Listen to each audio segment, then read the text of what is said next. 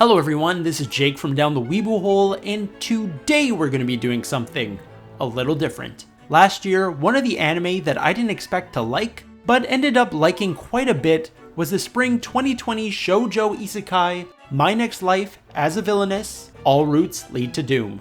The second season just ended, and since my first anime review on this channel was the first season, I think I'd like to give my thoughts on this new season. The new season picks up right after the first, and Katarina Kleis has successfully dodged all her death flags. That's great for her, but it wasn't so great for this season. What I really enjoyed about the first season was watching Katarina use her knowledge of the Otome Game Fortune Lover in order to survive this new world. The stakes were high because she knew the outcome of the character she was reincarnated into, so it was interesting watching her create relationships with the characters in the game world to change her outcome. So what happens when you take away these high stakes? The story must now rely on the characters to entertain the viewers. And one of the weakest parts of My Next Life as a Villainess was the supporting cast. They all felt very two-dimensional, and I thought it worked well in the first season since this world is a video game where the characters are supposed to follow a certain script and not have that much depth. But now, the anime needs to rely on these characters to keep the anime interesting, and the second season tries to accomplish this in two ways. First, they add a bunch of new characters. We get a new love interest, we get to meet the other siblings in the Stewart family, and we also meet their fiancés as well. I will say that I enjoyed most of the new characters. I really like Sora and Susanna. They both help make the world feel bigger. Sora introduces the idea that there are more countries in this isekai world, while Susanna helps familiarize us with the magic ministry a bit more, which will probably play a big role in the recently announced film.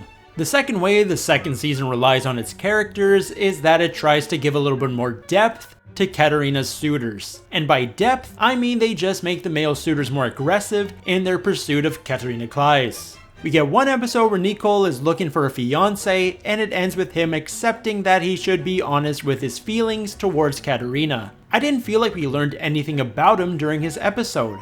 I have no reason to root for him to win Katarina's heart. He's still some silent pretty boy, and that's pretty much it. Keith gets a few episodes dedicated to him towards the end of the season. He's kidnapped by his brother, and Katarina and friends try to rescue him. After his incarceration, Keith learns that he wants to show that he loves Katarina, and things get a bit inappropriate. This is also an issue I have with Gerald and Sora this season. I feel like they're way too aggressive with Katarina. Their advances feel like they're taking advantage of Katarina since she is so oblivious and inexperienced with love and dating. I know they are trying to make it sexy, but it came off as inappropriate to me. If I had to ship Katarina with one character, I would probably pick Maria. I really love their interactions together, and their relationship feels more natural and healthy. I feel like the only character depth I enjoyed this season was from episode 5, where we learn how the Stewart siblings grew up and how they were separated both physically and mentally from each other.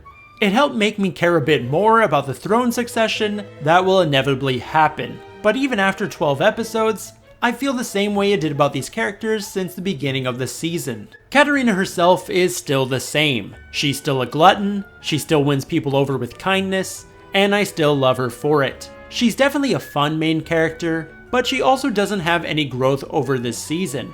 Her growth is that she becomes aware that people love her. Wow, how interesting.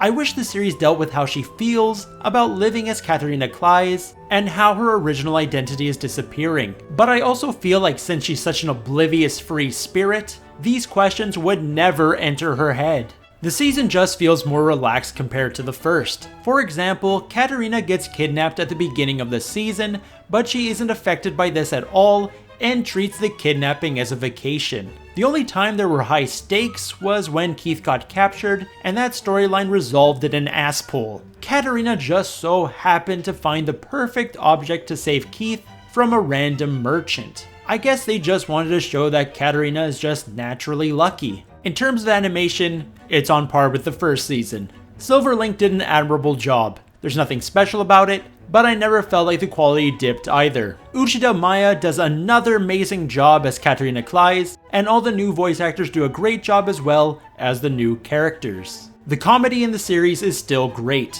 Most of the humor comes from Katarina's obliviousness, and my personal favorite jokes are whenever Mary gets overly excessive about Katarina or any scene with Katarina's mother. She steals every scene she's in. My personal favorite episode of the season was a filler episode where the cast gets trapped in a magic dollhouse, and we see what happens when given the chance to choose another life. What kind of different life would each major cast member choose? The humor definitely shines in this episode, their alternate lives are hilarious, and I feel like the cast works better in these comedic slice of life stories. Even though I prefer the first season, I still enjoyed my time with the second. However, the way the season ended gets me excited to see what's gonna happen next. I give My Next Life as a Villainess, All Routes Lead to Doom X, a Yuri is the only right shipping option, out of 10. Thanks for watching everyone, and please subscribe if you haven't already. Follow us on our socials and join the Discord if you want to talk about My Next Life as a Villainess, All Routes Lead to Doom, or any other anime. Take care everyone.